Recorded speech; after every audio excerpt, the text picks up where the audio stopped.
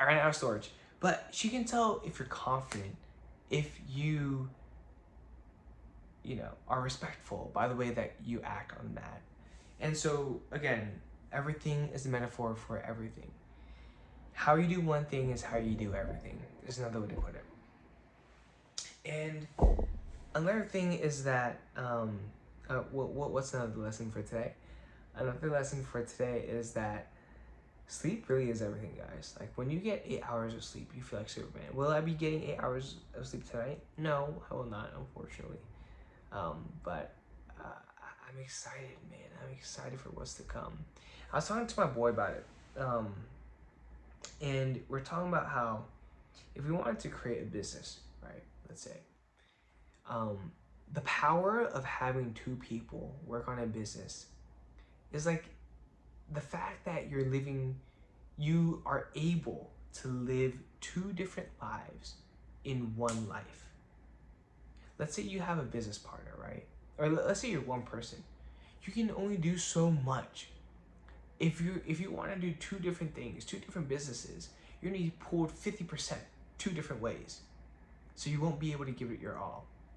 But what if I were to tell you there's a way out, right? Let's say the business A requires 100% of you, business B requires 100% of you as well, right? But if we add another person, let's say, right, this person can help you shoulder this. They can take 50% of this, and then you can keep that 50% for yourself. And then all of a sudden, you freed up an extra 50% that you can give towards this, right? I don't know, it works out better in my head. But basically, when you have a person, let's say you have a friend that you want to work on a business with, right? You'll be able to pull 50% of yourselves to form a complete 100% for that business. While you're able to give, let's say, 75% to this business over here, which is more than enough, right? That's another thing I learned. And another one that I learned, I learned so much today, but my mind is kind of tired. So we talked about differentiating yourself, right? Finding ways to do that.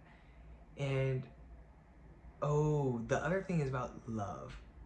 So someone in class asked her, Melody, like, Mel, do you have any marriage advice? And she said, the best marriage advice I can give you, this is good, this is great, is that if you marry because of a feeling, which is love, then you're doomed to fail. You have to marry and set up, like, not necessarily systems, but you have to do it more than for love. She put it so eloquently. I forgot how she put it.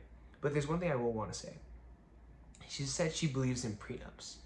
Not because it alludes to the fact that you might divorce, but it's more so a way that kind of, what's the word? It kind of puts it off. It's a deterrent to divorce. When you have a prenup, it gives you incentive to stay in, right? It gives you, it's like, oh shoot, because the way she put it was phenomenal. It's like, if you don't have a prenup, then you can easily just divorce and say goodbye. There's nothing stopping you from doing, or there's nothing stopping the other person from doing that.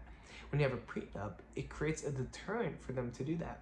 And you can create unfavorable terms for both parties if that were the case. Like, for example, you could donate all of your wealth to charity if you guys have to divorce, for example, right? But I thought that was super fascinating. But she said, like, don't do love for that feeling, because feelings fade. Feelings are like a roller coaster, right? Like, there's ups and there's downs. And so if your entire marriage is based on feelings, which is a roller coaster, then you're not going to last. And that's pretty much it for today, because my storage is about to run out again. But remember to be better daily. Remember to have confidence in yourself. Remember to be learning daily. And I'll see you guys tomorrow. Peace out.